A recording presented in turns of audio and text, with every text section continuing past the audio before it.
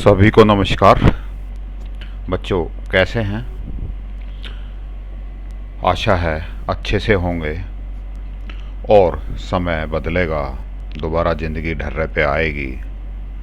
आगे भविष्य और अच्छे से हम अपना कार्य भविष्य में कर सकेंगे, ऐसी मेरी उम्मीद है।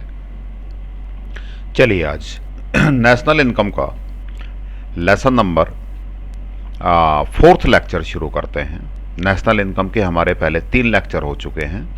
यदि आपने वो तीनों लेक्चर नहीं देखे हैं क्रम से, lecture number 11, lecture number 12, lecture number 13, this is lecture number 14। यदि 11, 12, 13 आपने नहीं देखे हैं तो प्लीज़ उन्हें पहले देख लें, उसके बाद ये वाला लेक्चर देखें, तभी आपको ठीक से समझ आएगा। तो चलिए शुरू करते हैं बच्चों। लेक्चर नंबर 14 नेशनल इनकम का। इस नेशनल इनकम के लेक्चर में हमने पहले वाले लेक्चर में हमने राष्ट्रीय आय में निवेश पढ़ लिया था, स्थिर निवेश पढ़ा था, माल सूची निवेश कर लिया था, सकल निवेश, शुद्ध निवेश, मूल्यह्रास, इन सब की बातें हमने कर ली थी। यहाँ तक बात हो गई थी हमारी कि हमारा शुद्ध निवेश की बात हो गई थी, सकल निवेश की बात हो गई थी, मूल्यह्रास की बात हो गई थी। इन तीनों कॉन्सेप्ट के बारे में हमने ढंग से समझा था, पढ़ा था। अब बात करते हैं हम, आज शुरू करते हैं concept of national income. Concept of national income का मीनिंग कि नेशनल इनकम की अवधारणा क्या है। रियली चैप्टर यहाँ से शुरू होता है। ये अभी तक हमने जो नेशनल इनकम है इसके बारे में मेन चीज़ें, कॉन्सेप्ट्स, कुछ जिससे रिलेटेड चीज़ें, परिभाषाएं, निवेश, मूल्यह्रास, सकल, शुद्ध, ये चीज़ें पढ़ी थी। अब नेशनल इनकम होता क्या है वास्तव में, इसके बारे में हम बात करना शुरू करेंगे। तो इस नेशनल इनकम की बात करें हम, तो सबसे पहले हम नेशनल इनकम, राष्ट्रीय आय की परिभाषा की बात करेंगे। परिभाषा एक सिंपल सी परिभाषा हम पढ़ें, समझें और उसको ठीक से समझ लें, उस परिभाषा का ऑपरेशन कर लें, तो नेशनल इनकम का काफ़ी कुछ कॉन्सेप्ट हमारा पूरा हो जाता है। सबसे पहले आपको ये शब्द कुछ वैसा दिखाई देगा, NNPFC। इसके बारे में मैं आपको बता देता हूँ। राष्ट्रीय आय को जहाँ भी राष्ट्रीय आय लिखा मिले, आप समझेंगे कि इसका अर्थ है NNPFC। शायद पहले भी जिक्र आया था, फिर मैंने ये कह दिया था कि आगे समझाऊंगा। इसका पूरा नाम है net national product at factor cost. दोबारा से सुन लीजिए, net national product at factor cost. शुद्ध राष्ट्रीय आय किस पर? कारक लागत पर। तो हिंदी में इसको कहेंगे कारक लागत पर शुद्ध राष्ट्रीय आय, शुद्ध राष्ट्रीय उत्पाद। चलिए मैं इसको लिख ही देता हूं, net national product at factor cost. कुछ ज़्यादा मोटा चल रहा है अभी भी पेन, इस पे करके देखते हैं। हिंदी में इसको कहेंगे, अब ठीक है, शुद्ध राष्ट्रीय उत्पाद, या बल्कि आप और बात करूं मैं तो इसको भी पहले वो शब्द लिखना शुरू करें हम कारक लागत पर, कारक लागत पर शुद्ध राष्ट्रीय उत्पाद। ठीक है बेटा जी। एफसी का मीन्स फैक्टर कॉस्ट, कारक लागत। नेट शुद्ध हो गया, नेशनल राष्ट्रीय हो गया, पी प्रोडक्ट उत्पाद। अब इसकी डेफिनेशन की बात करते हैं। एक लेखा वर्ष की अवधि के दौरान एक देश के सामान्य निवासियों द्वारा अर्जित कारक साधन आय का कुल जोड़ राष्ट्रीय आय कहलाता है। चलिए अब इस परिभाषा का ऑपरेशन करते हैं, समझते हैं। कहने को 2 लाइन की परिभाषा है, रटने से काम नहीं चलेगा, समझेंगे। इसमें कुछ शब्द अलग अलग है। पहला शब्द लेखा वर्ष, समझते हो कब से शुरू होता है? 1 अप्रैल से शुरू होता है टू 31 मार्च, 31 मार्च तक चलता है। ये जो लेखा वर्ष चल रहा है हमारा 1 अप्रैल 2020 से शुरू हुआ था और 31 मार्च 2021 में खत्म हो जाएगा, फाइनेंशियल ईयर। ठीक हो गई बात, क्लियर? चलिए, एक लेखा वर्ष की अवधि के दौरान एक देश, देश समझते हो, यहां देश का अर्थ है भारत, अमेरिका, पाकिस्तान, ऐसा नहीं। एक अर्थव्यवस्था, वो बात अलग है कि भारत संपूर्ण अर्थव्यवस्था के स्तर पर सारा भारत एक है। एक अर्थव्यवस्था अमेरिका की, पूरे अमेरिका की एक अर्थव्यवस्था का स्तर अलग एक है। तो हम यहाँ देश, फॉर एग्जाम्पल भारत, क्लियर हो गई बात। सामान्य निवासी, अभी बात करेंगे, समझेंगे सामान्य निवासी क्या होते हैं। अर्जित कारक आय, साधन आय। अर्जित मीन्स प्राप्त करना, कमाना। कारक आय या साधन आय, इसको हम बोलते हैं फैक्टर इनकम। फैक्टर इनकम, आय इनकम होती है। तो हमें ये समझना है बेटा जी, फैक्टर और साधन, फैक्टर या साधन आय क्या होती है और सामान्य निवासी, 2 शब्द को समझ लें फिर क्लियर हो जाएगा। तीसरा शब्द लेखा वर्ष हमारा क्लियर हो ही गया। देश, एक देश समझते ही हैं। तो सबसे पहले हम बात करें कारक आय या फैक्टर इनकम। फैक्टर इनकम एक ही वर्ड है बेटा जी, जबकि कारक आय और साधन आय, किसी किताब में आपको कारक आय लिखा मिल सकता है, किसी किताब में साधन आय लिखा मिल सकता है। जो आपसे पेपर में पूछा जाएगा, कारक आय शब्द भी इस्तेमाल कर लेते हैं, साधन आय शब्द भी इस्तेमाल कर लेते हैं, लेकिन दोनों का मीनिंग एक ही है। तो आप अच्छे से समझ लें कि कारक आय लिखा मिले तब भी वही बात है, साधन आय लिखा मिले तब भी वही बात है। क्या होता है कारक आय? कारक आय कारक सेवाओं अथवा उत्पादन के कारकों से संबंधित है। उत्पादन के कारक तो आप बेटा जी समझते ही हैं, कौन कौन से? भूमि, श्रम, पूंजी, उद्यम वृत्ति।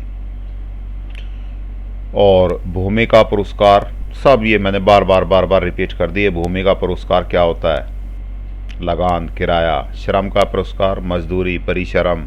पूंजी का पुरस्कार ब्याज और उद्यम वृत्ति का पुरस्कार लाभ। तो कारक आय किससे संबंधित हो गई?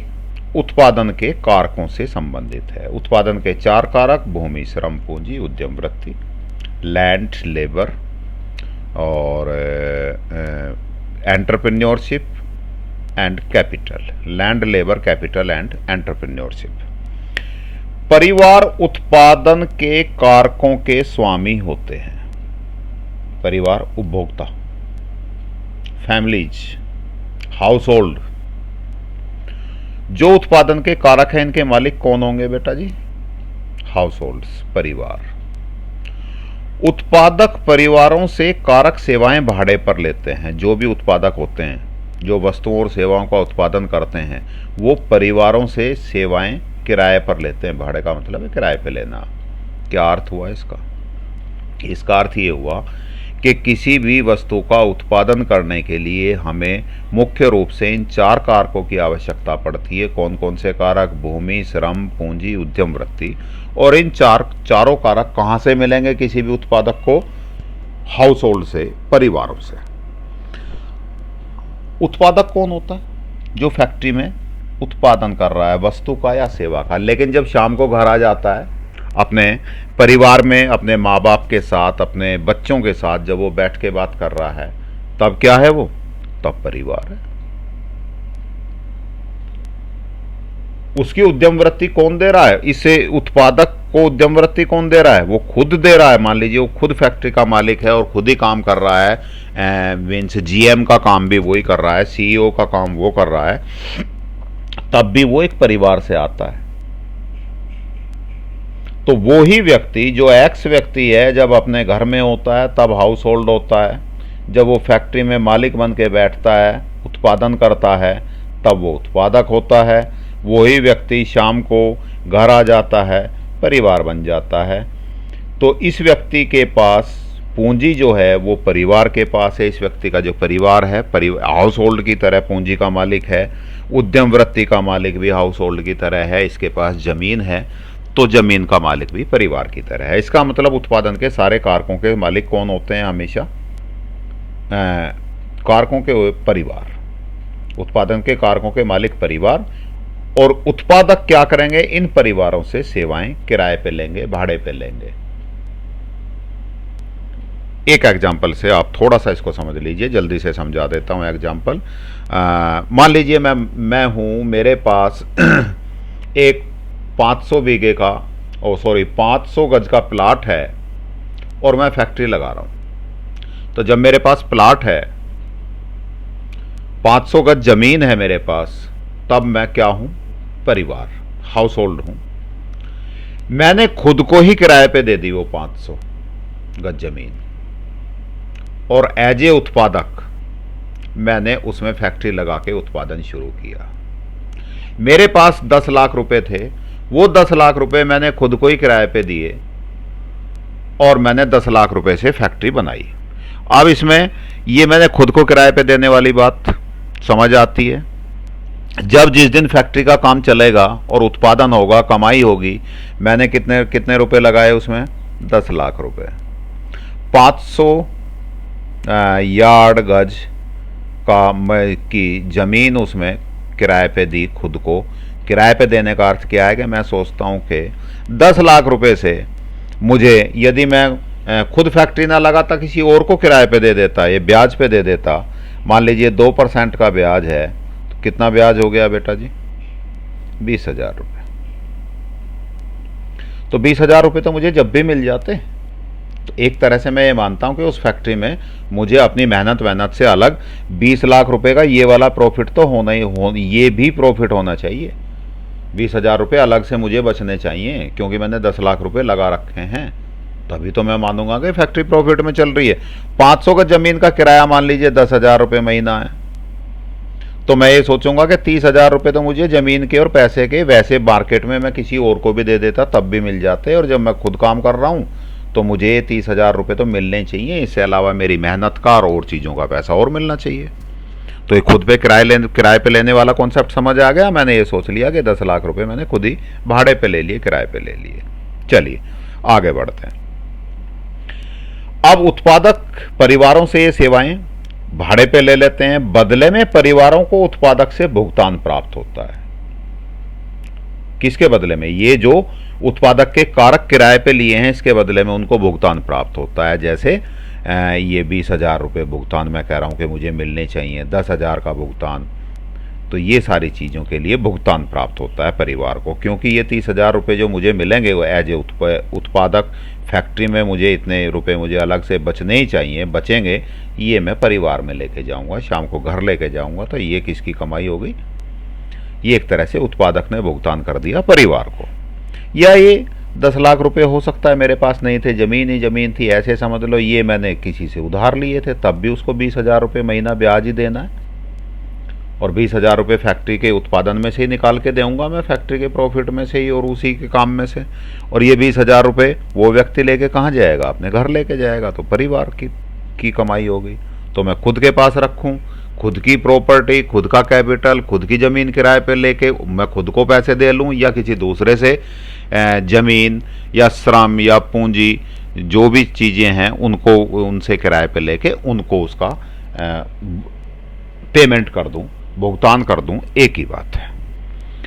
तो उत्पादक क्या करते हैं? परिवारों को इसके बदले में भुगतान करते हैं। परिवारों को इस भुगतान से प्राप्त आय को कारक आय कहते हैं। तो परिवारों को जो कारक उत्पादकों को दिए हैं उनके बदले जो उन्हें भुगतान प्राप्त हो रहा है, उस भुगतान से प्राप्त आय जो हो रही है वो कहलाती है कारक आय। समझ आई बात? अर्थात जो बार बार हम पढ़ते आ रहे थे, भूमि से लगान या ब्याज, श्रम से मजदूरी या परिश्रमिक, ये वास्तव में क्या है? कारक आय हैं या साधन आय हैं। एक ही बात है। फैक्ट्री इनकम है। क्या क्या शामिल होती हैं इसमें? कर्मचारियों का परिश्रमिक, जो भी कर्मचारी फैक्ट्री में कौन सी सेवा दे रहा है, वो श्रम की सेवा दे रहा है वो कर्मचारी, तो श्रम के बदले में श्रम का पुरस्कार उत्पादक उसको किस रूप में देगा, परिश्रमिक, है ना। कर्मचारियों के परिश्रमिक में उसकी मजदूरी, इसको मजदूरी भी कह देते हैं, और भी कुछ नाम आगे आते रहेंगे तो बताते रहेंगे। लगान, किराया,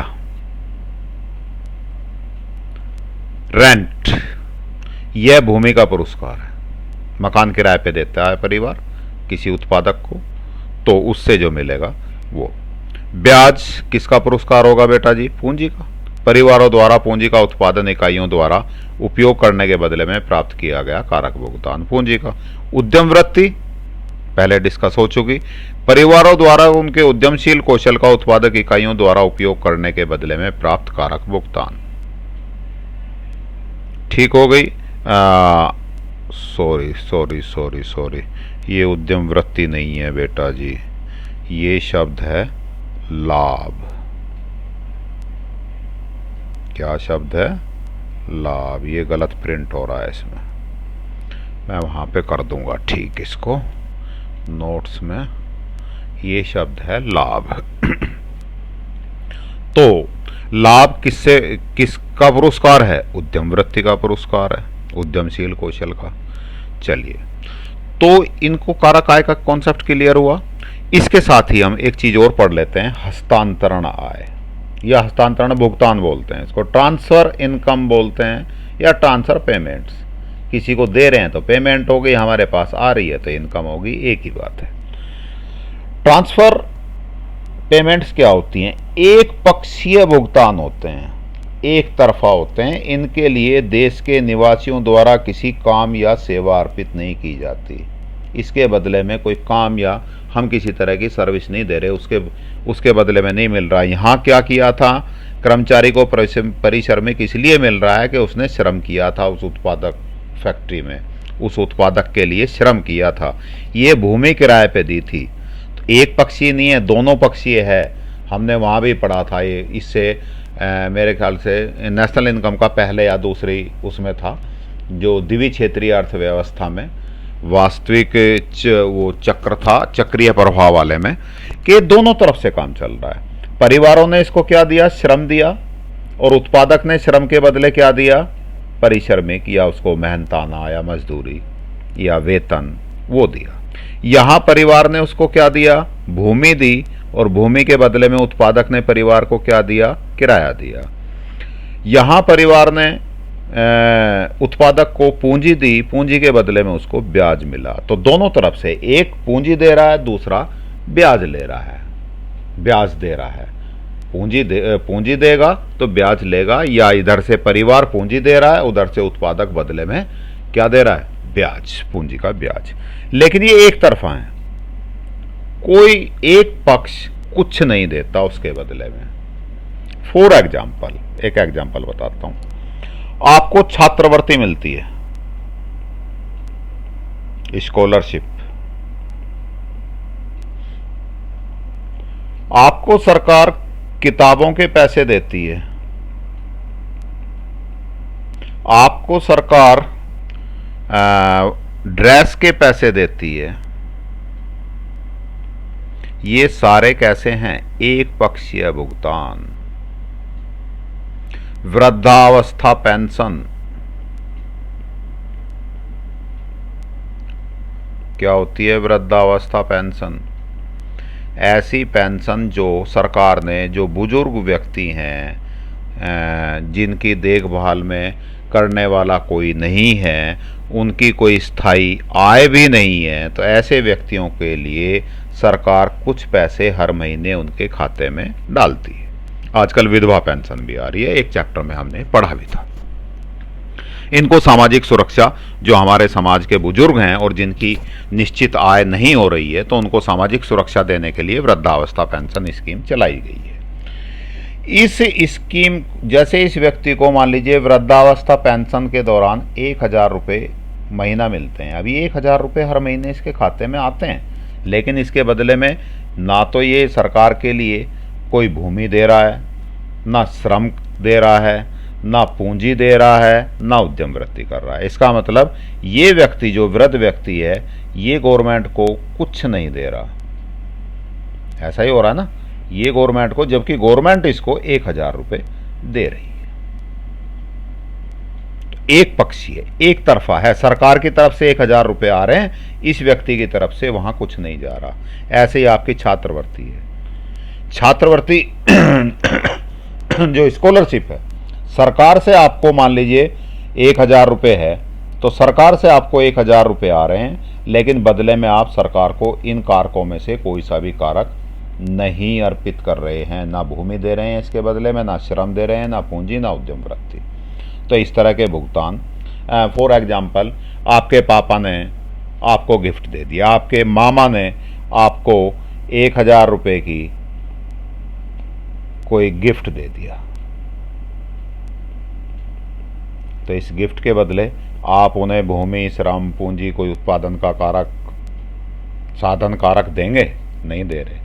गिफ्ट है, आपके बर्थडे पे आपके मामा जी ने आपको गिफ्ट दे दिया, बात खत्म हुई।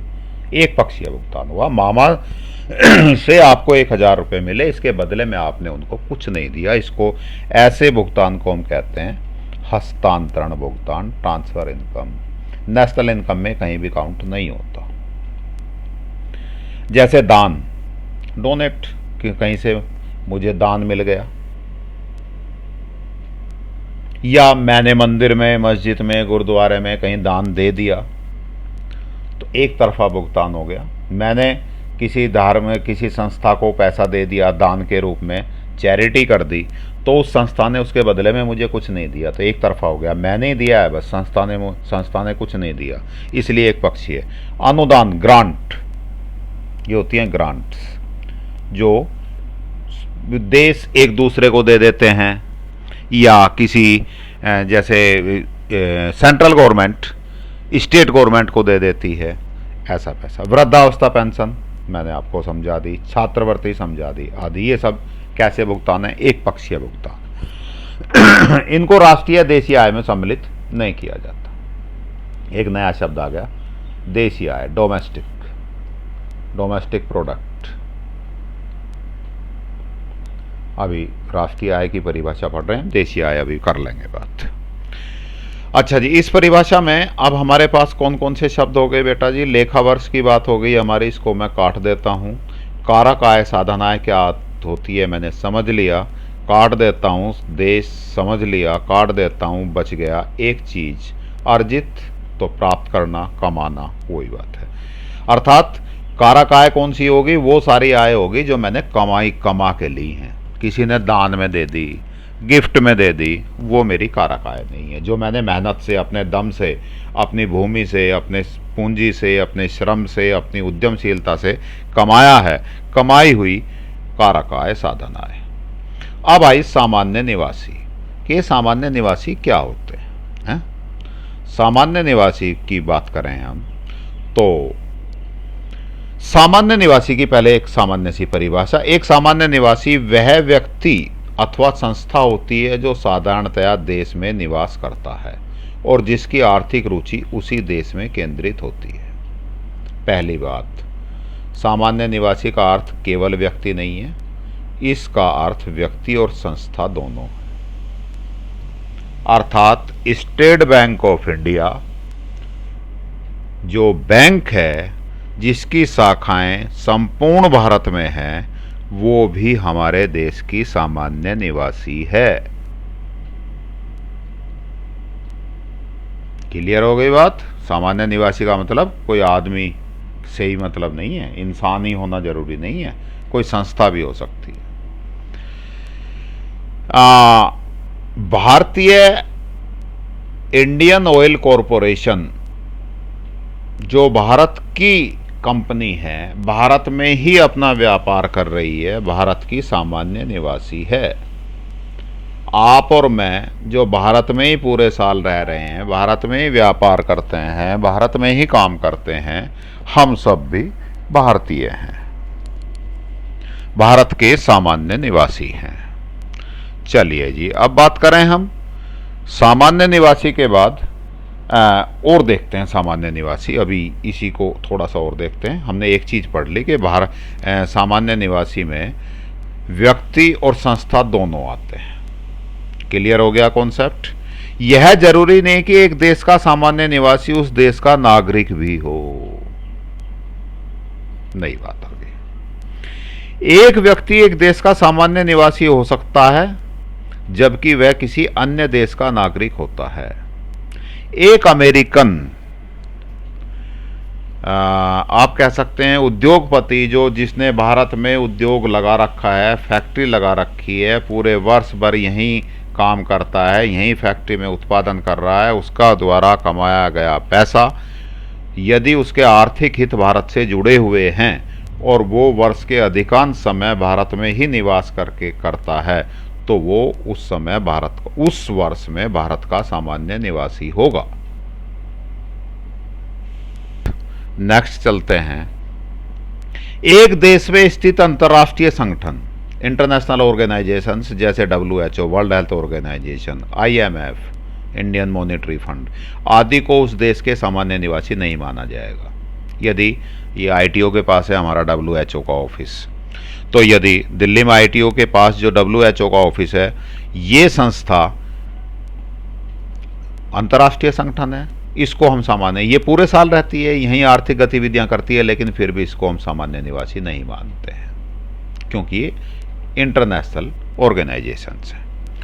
मनोरंजन, अवकाश बिताने, चिकित्सा, पढ़ाई, कॉन्फ्रेंस, खेलकूद आदि के लिए देश में आए विदेशी सैलानी देश के सामान्य निवासी नहीं होंगे।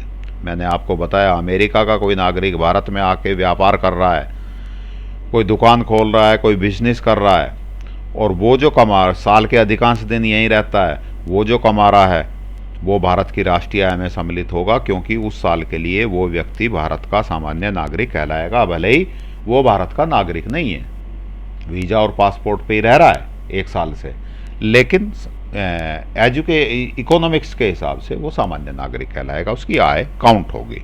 लेकिन मनोरंजन करने के लिए फॉर एग्जांपल जैसे ये आप कह सकते हैं हीरो हीरोइन कोई स्टेज प्रोग्राम करने के लिए, कोई किसी तरह का गायक हैं, ये एक दूसरे के देश में जाके आर्थिक गतिविधि तो करते हैं। मान लीजिए कोई गायक है अमेरिका से, कोई गायक भारत में आता है, स्टेज प्रोग्राम, स्टेज शो कर रहा है, तो पैसा तो कमा रहा है, लेकिन वो क्या होगा, सामान्य व्यक्ति नहीं है। अवकाश बिताने के लिए यहाँ टूरिस्ट आते हैं विदेशों से, सामान्य नागरिक नहीं होंगे। चिकित्सा, कोई यहाँ इलाज करवाने आता है भारत में, वो भारत का सामान्य नागरिक नहीं कहलाएगा। स्टडी, कोई स्टूडेंट आता है पढ़ाई के लिए, IIT में पढ़ रहा है या DU में पढ़ रहा है, नहीं होगा। कॉन्फ्रेंस, किसी तरह की कोई मीटिंग वगैरह के लिए आते हैं, कुछ एथलीट वगैरह आते हैं या खिलाड़ी आते हैं देश में, आदि देश में आए जितने भी विदेशी सैलानी हैं, ऐसे विदेशी लोग हैं, वो सामान्य नागरिक नहीं होंगे। क्यों नहीं होंगे? क्योंकि इनकी आर्थिक रुचियों का केंद्र, हाँ भले ही एक साल रह जाएं, हालांकि ये रहते ही कम समय है, लेकिन यदि ये एक साल भी रह जाएं, 8 महीने, एक साल भी रह जाएं, तो फिर भी इनकी आर्थिक रुचियों का केंद्र भारत नहीं है। इनको भारत की अर्थव्यवस्था से बहुत ज़्यादा मतलब नहीं है, ये तो अपना काम करने आए हैं। जो खिलाड़ी है वो गेम खेलने आया है और गेम खेल के चले जाना है उसको, तो वो सामान्य निवासी नहीं होगा। सीमा पर काम करने वाले श्रमिक, जो प्रतिदिन दोनों देशों की सीमाओं को काम करने हेतु पार करते हैं, समझ रहे हो इस बात को, वो उस देश के निवासी होते हैं जिस देश में रहते हैं। समझते हो इन चीज़ों को? हैं, ये तुम्हें टीवी और ये मीडिया और सोशल मीडिया तुम्हें ऐसा लगता है कि भारत और पाकिस्तान बिल्कुल दुश्मन है, एक दूसरे को देखते ही मरने मारने पे उतारू हो जाते हैं। ऐसा सब जगह नहीं है, बहुत सारी चीज़ें आप तक चीज़ें नहीं पहुंचाई जाती। भारत और पाकिस्तान, मान लीजिए ये पाकिस्तान है, ये भारत है, इंडिया है, इन दोनों के बीच में ये बॉर्डर लाइन है, तो ऐसा नहीं है सब जगह ही सैनिक खड़े हैं और एक दूसरे को देखते ही गोली मार देते हैं और बिल्कुल युद्ध की स्थिति है और दोनों तरफ तनाव है। बहुत सारे गांव भी हैं यहाँ पे, इस गांव के बीच से भी ये बॉर्डर लाइन निकल रही है। गांव के बीच का जो रास्ता होता है वो रास्ते पे ही बॉर्डर लाइन का पिलर है, ये रास्ता है, ये घर पाकिस्तान में है और ये घर भारत में है, और ये एक बस एक लाइन एक रास्ता है यहाँ से 10-12 फीट का, और ये लोग इधर भी आ जाते हैं। ये महिला यहाँ आके अपनी मान लीजिए शाम को सब्जी नहीं बनाई इन्होंने, गांव में तो ऐसा कर लेते हैं, तो सब्जी इधर से ले जाती है। ये महिला, इसके पास पानी नहीं है तो पानी इधर से ले जाती है। इस महिला के पास मान लीजिए चीनी ख़त्म हो गई, चीनी इस पाकिस्तानी महिला से ले जाती है। अगले दिन पाकिस्तानी महिला के पास दूध नहीं है, वो इससे ले आती है। तो खूब लेन देन हो रहा है इन गाँवों के बीच में, आपसी प्रेम और भाईचारा भी खूब है। तो इनके खेत भी ऐसे ही हैं बेटा, इस बॉर्डर लाइन में इस गांव के। अब ये तो कौन से हो गए, ये तो इंडिया वाले लोग हो गए, और ये कौन से लोग हो गए, पाकिस्तान। अब इनका एक खेत यहाँ पे भी है, और इंडिया वालों का बाई चांस एक खेत यहाँ पे है, तो इंडिया वाले रोज़ पाकिस्तान में जाएंगे खेत में काम करने, उत्पादन करेंगे। लेकिन ये उत्पादन कहाँ हो रहा है, पाकिस्तान की सीमा में। लेकिन ये फिर भी इंडिया की ही, उस देश की ही कमाई मानी जाएगी जिस देश का ये नागरिक है। ये पाकिस्तान वाला नागरिक भारत में आ रहा है, इस खेत में काम कर रहा है, कमाई कर रहा है, शाम को अपने घर चला जाता है, रोटी पानी घर पे खाता है अपने पे, यहाँ से फसल का उत्पादन भी लेके जाता है। लेकिन ये जितनी भी कमाई करेगा ये किसकी कहलाएगी, जिस देश का वो नागरिक है। यदि पाकिस्तान का नागरिक भारत में आके काम कर रहा है तो पाकिस्तान की नेशनल इनकम में, भारत का नागरिक यहाँ पे आके काम कर रहा है, पाकिस्तान में काम करके कमाई करके ला रहा है, रोज़ शाम को वापस घर आ जाता है, तो किसकी इनकम, भारत की है ना। ये तुम्हें विश्वास नहीं होगा, कभी अपने बड़ों से ये बात पूछ के देखना कि क्या भारत पाकिस्तान बॉर्डर पे ऐसे गांव भी हैं जहां लोग रोज़ सीमा पार करके खेतों में काम करने जाते हैं या रोज़ आपस में मिल लेते हैं। तो आपको जानकारी चाहोगे तो मिल जाएगी, अपने बड़ों से, बुज़ुर्गों से, किताबों से, किससे पूछोगे तो समझ आ गई। विशेष पदाधिकारी,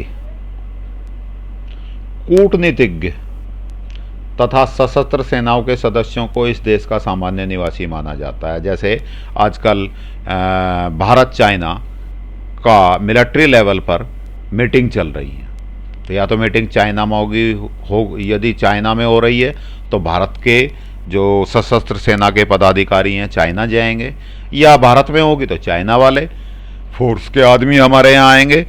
लेकिन ये सामान्य निवासी अपने अपने देश के माने जाएंगे।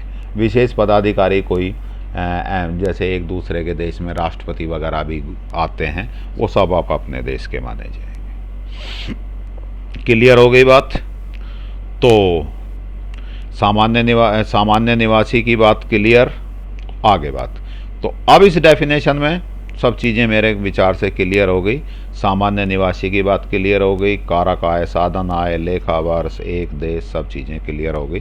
अब आपको समझ आ जानी चाहिए कि एक लेखा वर्ष की अवधि के दौरान एक देश के सामान्य निवासियों द्वारा अर्जित कारक आय का कुल जोड़ राष्ट्रीय आय कहलाता है।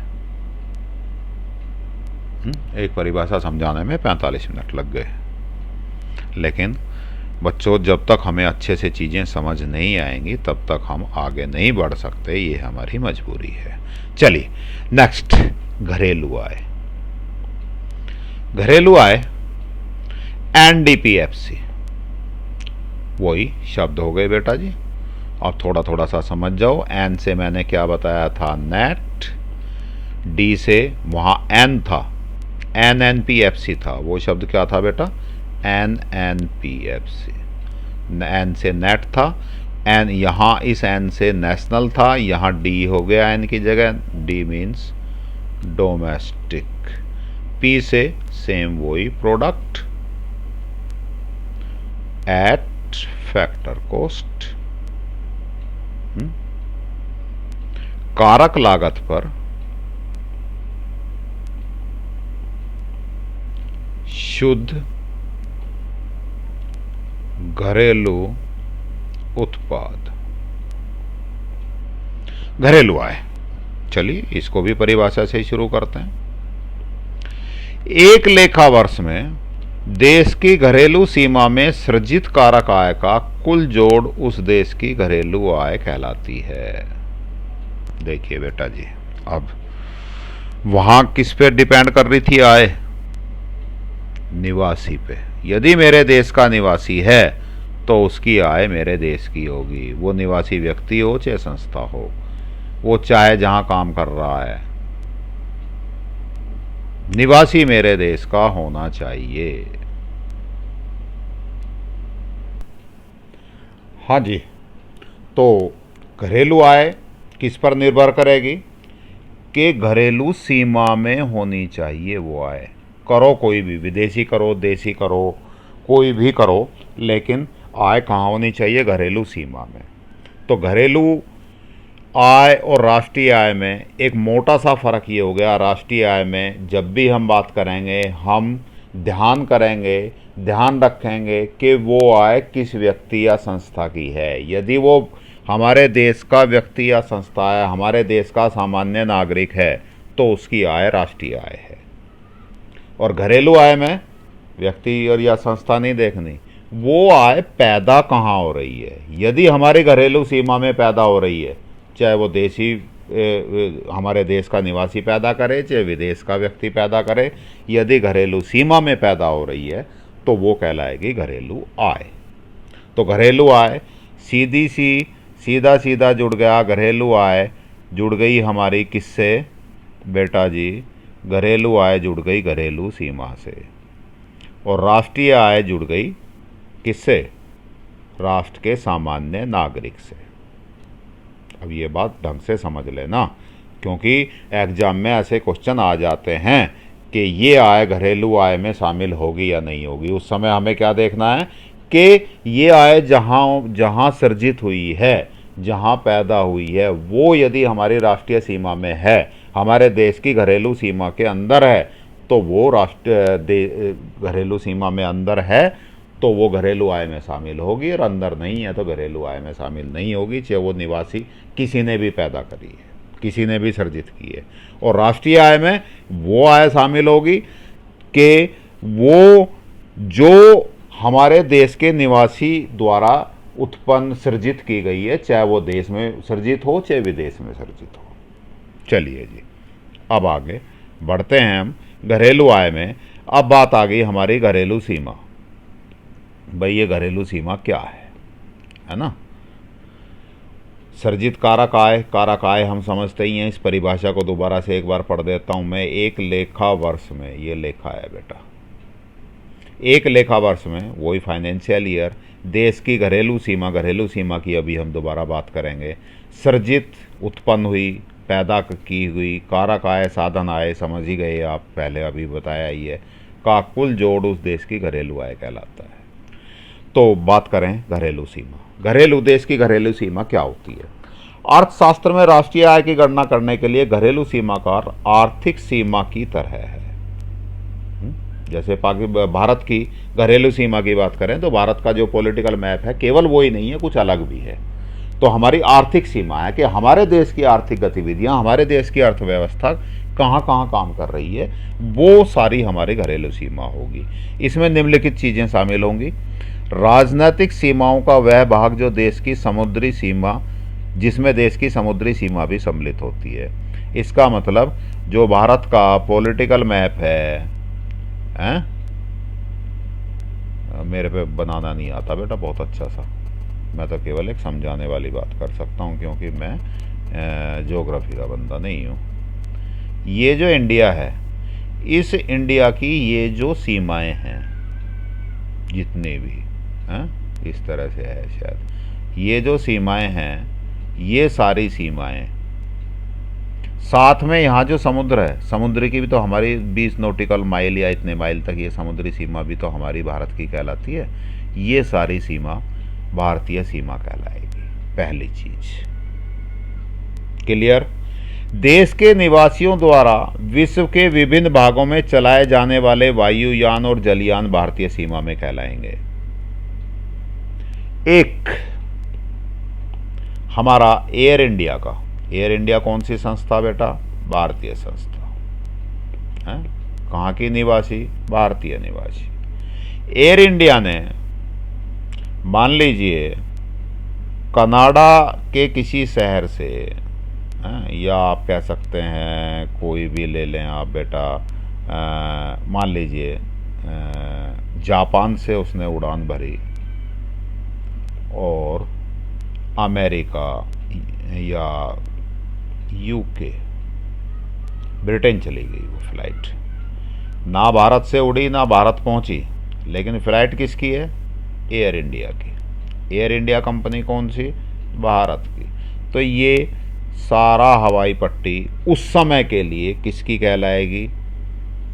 हमारी घरेलू सीमा कहलाएगी। जब तक हमारा हवाई जहाज वहाँ उड़ रहा है, हमारी घरेलू सीमा, अर्थात हमारा हवाई जहाज जो भी इनकम करेगा जापान से और अमेरिका या ब्रिटेन ले जाने में जितना कमाई करी, वो भारतीय सीमा की कमाई मानी जाएगी। ऐसे जलयान शिप, जो शिप फ्रांसिस्को से बोस्टन गया है या कहीं से कहीं गया, ऑस्ट्रेलिया से अमेरिका, ऑस्ट्रेलिया के किसी बंदरगाह से चला शिप और अमेरिका के किसी बंदरगाह पे गया, लेकिन शिप है कहाँ का? भारत का।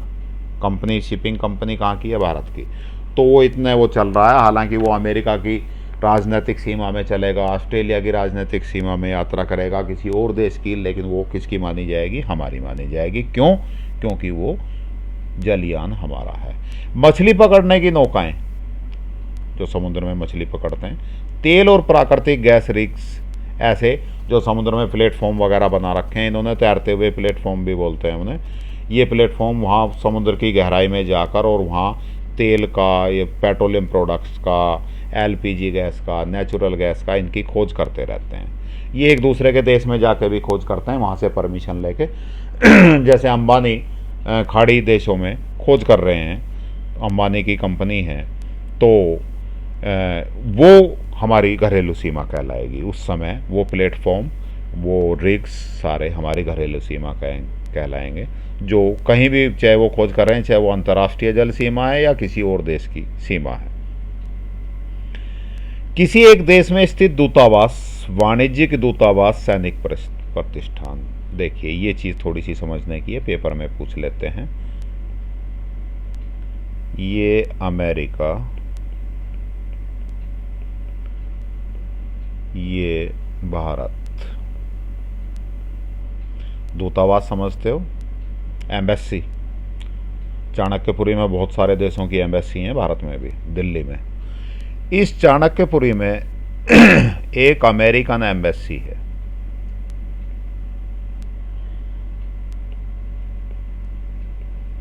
चाणक्यपुरी में क्या है बेटा? अमेरिका का दूतावास है। अमेरिका का दूतावास।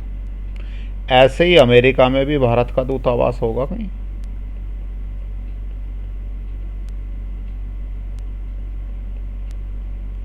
इंडियन एम्बेसी होगी, सुना है एम्बेसी का नाम? अभी पीछे इराक में और इनमें कुछ झंझट हो गए थे, तब वहाँ के नागरिकों ने, वहाँ जो एम्बेसी है, इंडियन एम्बेसी, वहाँ से संपर्क किया, उन्होंने भारत वापस भिजवाया हमारे नागरिकों को। तो हमारे देश के नागरिकों को हमारे देश का प्रतिनिधित्व करते हैं एक तरह से दूसरे देश में ये। तो ये जो सीमा है, ये मान लीजिए ऐसा कर लीजिए आप, 10,000 यार्ड या मीटर की कोई बिल्डिंग है, 10,000 मीटर की ये बिल्डिंग है चाणक्यपुरी में, जहां अमेरिका का दूतावास है। तो ये 10,000 मीटर की बिल्डिंग, इसकी बाउंड्री के अंदर की सारी ज़मीन हमारी राजनीतिक, हमारी घरेलू सीमा में नहीं होगी। क्लियर? ये हमारी घरेलू सीमा नहीं है। यहाँ जो भी वस्तुओं और सेवाओं का उत्पादन होगा वो हमारे घरेलू सीमा का उत्पादन नहीं है। ऐसे ही इसका उल्टा, भारत का जो अमेरिका में दूतावास है, इस दूतावास में की बाउंड्री के अंदर जितनी भी वस्तुएं और सेवाओं का उत्पादन होगा वो सारा उत्पादन भारत का। ये कौन सी सीमा? घरेलू सीमा किसकी? भारत की। हालांकि अमेरिका के बीच में है, लेकिन किसकी सीमा? भारत की। ये किसकी सीमा? अमेरिका की। तो दूतावास, जिस देश का दूतावास, उसी की सीमा। ठीक हो गई बात। पाकिस्तान में अमेरिका का कोई मिलिट्री बेस है, किसकी सीमा? पाकिस्तान की। सॉरी, पाकिस्तान की नहीं, पाकिस्तान में अमेरिका का मिलिट्री बेस है, मिलिट्री रुकी हुई है, उन्होंने अपना बेस बना रखा है, तो वो किसकी सीमा? अमेरिका की, भले ही वो पाकिस्तान में है। चलिए नेक्स्ट चलते हैं। तो घरेलू आय, राष्ट्रीय आय, दोनों आय आपको समझ आ गई होंगी, उम्मीद है। अब आगे चलते हैं हम, घरेलू आय को राष्ट्रीय आय में बदलना। घरेलू आय को राष्ट्रीय आय में बदलने के लिए हम क्या करें? घरेलू, जब ये होता क्या है, पहले एक मोटी सी बात समझ लें। ये हमारा अमेरिका है, ये भारत है, यहाँ कुछ अमेरिकन नागरिक काम कर रहे हैं, यहाँ कुछ भारतीय नागरिक काम कर रहे हैं। ये अमेरिकन नागरिक कुछ समय पश्चात अपनी आय लेकर, कौन सी आय? कारक आय, वो चाहे भूमि से पैदा हुई, चाहे श्रम से पैदा हुई, पूंजी से, उद्यम वृत्ति से, अमेरिका आ जाएंगे। अर्थात ये भारत से बहुत सारा पैसा लेकर अपने देश वापस पहुंच जाएंगे। ऐसा ही ये भारत के नागरिक अमेरिका से जो तनख्वाह मिली, जो इनकम हुई, उसको लेकर भारत आ जाएंगे। इसको हम कहते हैं नेट, भारत के लिहाज से, यदि मैं भारत में बैठ के बात करूं तो मैं कहूँगा इसे net factor income to abroad.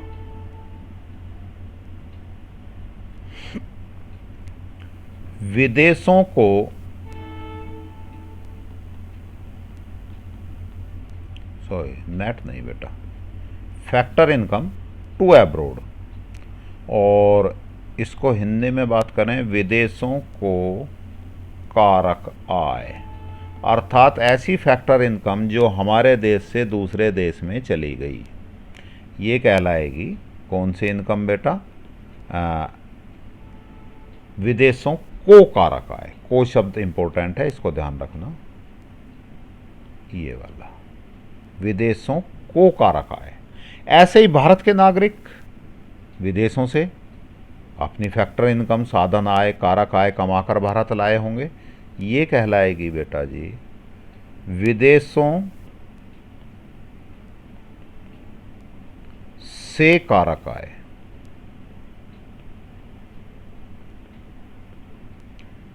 Factor income from abroad. अरे लिखा क्यों नहीं जा रहा भाई, कहाँ गए? हाँ, फैक्टर इनकम फ्रॉम एब्रोड। तो यहाँ दो शब्द हो गए, से, फ्रॉम, यहाँ को और टू। तो हमारे देश से बाहर जा रही है तो विदेशों को, या टू एब्रोड, और विदेशों से हमारे देश में कारक आय आ रही है तो विदेशों से या फ्रॉम एब्रोड। ये वर्ड याद रखिएगा। इसको हम आगे शॉर्ट में क्या कहेंगे वो अभी बात करेंगे।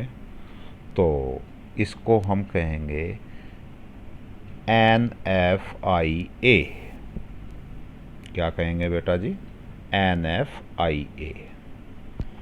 ये NFIA net factor income from abroad. इससे तो अब कुछ परिचय हो गया NFIA क्या होगी, इसका फॉर्मूला अभी मैं बताऊंगा। अब इसको एक बार पढ़ लेते हैं लाइन को। घरेलू आय में घरेलू सीमा में गैर निवासियों द्वारा सर्जित कारक आय सम्मिलित होती है।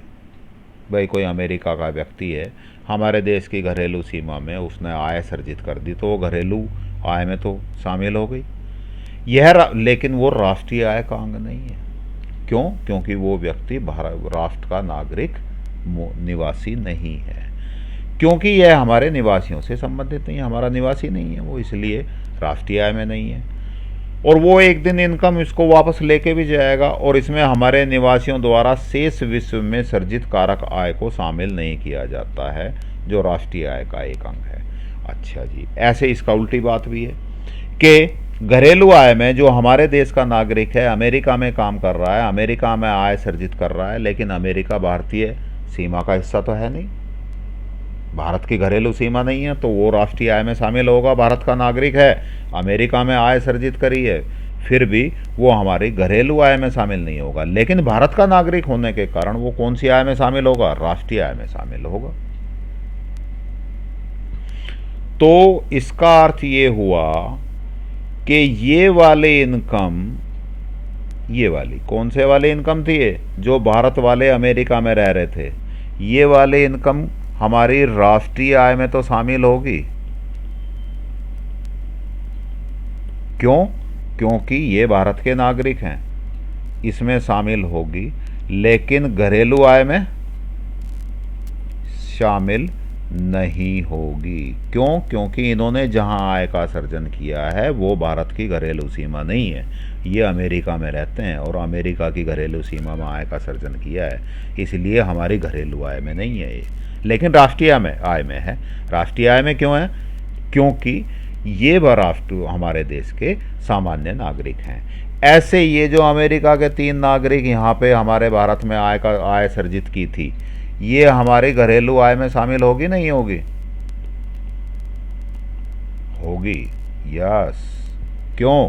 क्योंकि जहाँ ये आय सर्जित हुई है, हमें घरेलू आय की बात करते समय हमें तो केवल ये देखना है कि आय जहाँ सर्जित हुई है वो हमारे घरेलू सीमा है या नहीं है।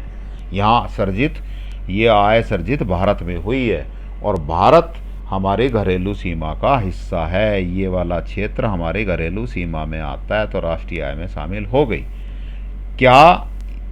घरेलू आय में शामिल हो गई, लेकिन क्या ये राष्ट्रीय आय में शामिल होगी? जी नहीं। क्यों नहीं होगी? क्योंकि ये जो नागरिक हैं तीनों, ये हमारे देश के नागरिक सामान्य निवासी नहीं हैं।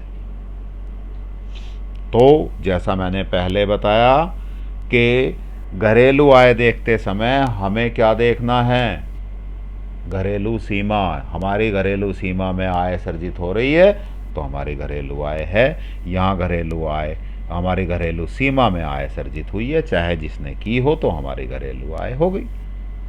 और राष्ट्रीय आय देखते समय क्या देखना है कि जिसने आय सर्जित करी है, चाहे वो विदेश में है, चाहे वो देश में है, चाहे वो कहीं भी है, हमें देखना वो आदमी कहाँ का निवासी है, वो संस्था कहाँ की निवासी है। यदि वो भारत का निवासी है, चाहे वो व्यक्ति है या संस्था है, तो हमारी राष्ट्रीय आय में शामिल होगा।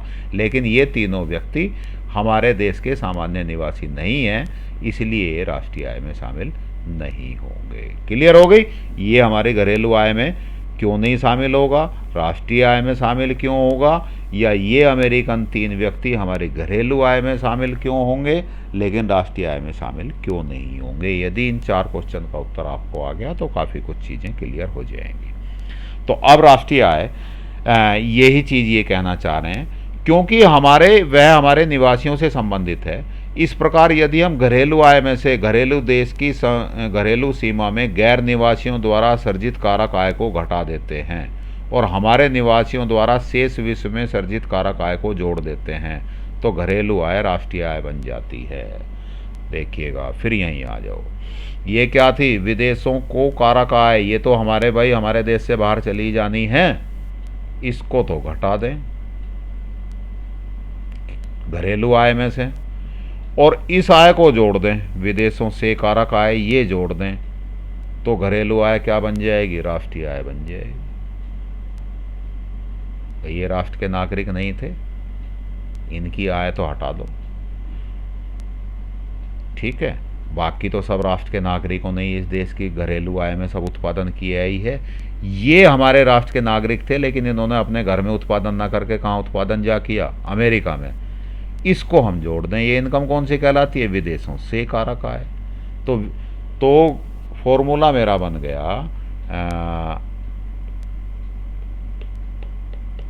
फॉर्मूला यहीं पे लिख देता हूँ, आगे लिखा हुआ है वैसे मैंने, फिर भी मैं यहाँ लिख देता हूँ बेटा। फॉर्मूला बन गया घरेलू आय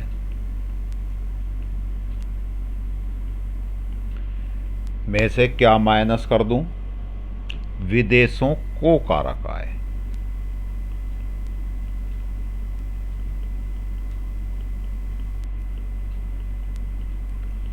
बेटा ये चीज़ें समझने की हैं और इनको चाहे रिवाइंड कर करके समझ लेना, लेकिन बार बार मेरी चीज़ें समझ, जो मैं बता रहा हूँ मेरे सेंटेंस सुन के उनको दिमाग में बिठा लेना।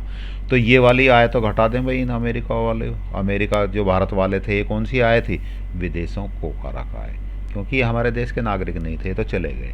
और ये हमारे देश के नागरिक थे लेकिन हमारी सीमा में काम नहीं कर रहे थे।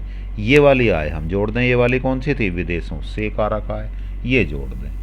इसको हम क्या कहेंगे, विदेशों से कारक आय। तो अब ये सारा क्या बन जाएगा, राष्ट्रीय आय।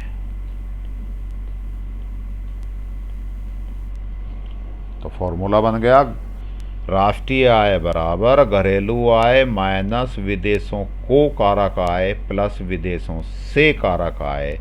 इन दोनों को मैं इकट्ठा करके लिख दूं तो इसको मैं लिख दूंगा NFIA।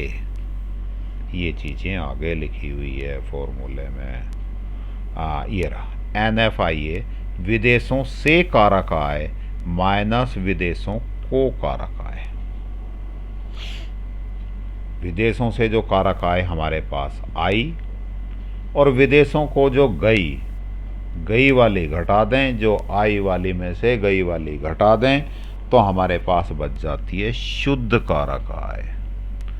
विदेशों से कैसी कारक आय, शुद्ध, NFIA। इसको क्या कहेंगे, net factor income from abroad,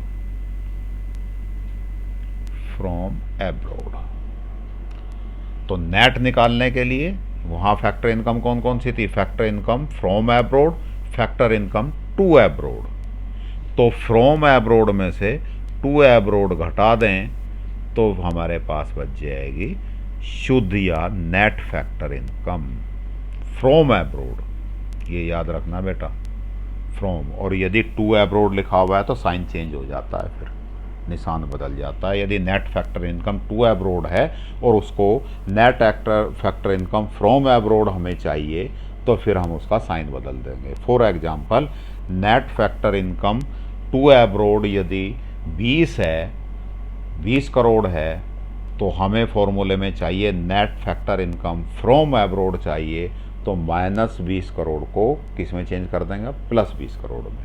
यदि net factor income to abroad 20 crore है तो net factor income from abroad बनाने के लिए माइनस 20 करोड़, अर्थात प्लस है तो माइनस हो जाएगा, माइनस है तो प्लस हो जाएगा। तो बात करें अब हम GDP, घरेलू उत्पाद, सकल घरेलू या NDP, शुद्ध घरेलू, कोई सा भी हो। सॉरी ये नहीं, एक मिनट, कहाँ गया वो फॉर्मूला, ये रहा। घरेलू आय बराबर राष्ट्रीय आय माइनस विदेशों से प्राप्त शुद्ध आय, NFIA। से, फ्रॉम, ये वर्ड हमेशा ध्यान रखना। तो राष्ट्रीय आय में से यदि NFIA हम माइनस कर दें तो हमें घरेलू आय मिल जाती है। और NFIA निकालने का फॉर्मूला क्या बताया था मैंने, NFIA का फार्मूला ये था विदेशों से कारक आय, यहाँ नेट नहीं है, शुद्ध नहीं है, माइनस विदेशों को कारक आय। क्लियर हो गई बात। एक बार इस पे नज़र मार लेते हैं हम चीज़ों पे। राष्ट्रीय आय घरेलू आय का क्या संबंध होता है, NFIA का संबंध होता है। इसी को दूसरी तरह से लिख सकते हैं, राष्ट्रीय आय बराबर घरेलू आय प्लस विदेशों से शुद्ध कारक आय।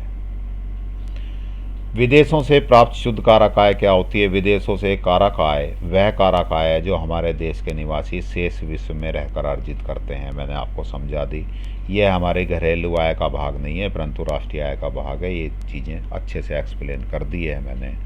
विदेशों को कारक आय वो है जो बाहर के नागरिक हमारे देश में काम कर रहे हैं, समझा दिया। वह कारक है आय जो हमारे देश के निवासियों द्वारा गैर निवासियों द्वारा अर्जित की जाती है, अर्थात जो हमारे देश के निवासी नहीं है और हमारे देश में अर्जित कर रहे हैं। ये फॉर्मूला हो गया हमारा सकल घरेलू उत्पाद और शुद्ध घरेलू उत्पाद। ये तो बेटा जी अब बात करेंगे हम कल नेक्स्ट लेक्चर में।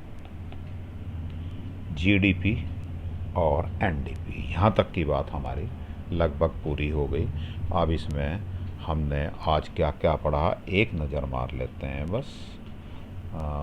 इसमें हम बात करें क्या क्या पढ़ा था हमने। शुरू की थी बात हमने कहाँ से? राष्ट्रीय आय की अवधारणा से। राष्ट्रीय आय की अवधारणा में पहले राष्ट्रीय आय जिसको एनएनपीएफसी बोलते हैं उसकी परिभाषा पढ़ी थी। उसको परिभाषा को पढ़ने के बाद उसके शब्द कारक आय क्या होती है, सामान्य निवासी क्या होते हैं, इसके साथ साथ हस्तांतरण भुगतान या हस्तांतरण आय क्या होती है, ये सब पढ़ा था। सामान्य निवासी ढंग से हमने समझा था किस कौन कौन होंगे कौन कौन नहीं होंगे। फिर हमने घरेलू आय के बारे में पढ़ा, इसमें देश की घरेलू सीमा क्या होती है ये पढ़ा। ये समझा कि कैसे घरेलू सीमा और राष्ट्रीय आय और घरेलू आय को कैसे आपस में बदला जाता है ना। और विशेष तौर से हमने ध्यान दिया था फैक्टर इनकम फ्रॉम एब्रोड और फैक्टर इनकम टू एब्रोड, ये वाला। विदेशों को कारक आय और विदेशों से कारक आय, इनसे आपस में संबंध करके हम net factor income from abroad कैसे निकालते हैं ये चीज़ें समझी थी। घरेलू आय को राष्ट्रीय आय में बदलने का फॉर्मूला, ये फॉर्मूला और ये फॉर्मूला एक ही है। यहाँ घरेलू आय बराबर है, यहाँ राष्ट्रीय आय बराबर है। राष्ट्रीय आय बराबर इतना तो आप समझते ही होंगे। राष्ट्रीय आय निकालनी है, घरेलू आय दी हुई है तो ये साइन इधर, ये वाला हिस्सा इधर ले जाएंगे, इधर ले जाएंगे तो ये प्लस का हो जाएगा, प्लस का कर दिया। ठीक है। विदेशों से शुद्ध कारक आय NFI net factor income from abroad क्या होता है ये डिटेल में मैंने आपको हमने समझा था। अब यहाँ तक की बात हो गई बेटा जी। अब इससे आगे बात करेंगे जीडीपी की और इनकी कल।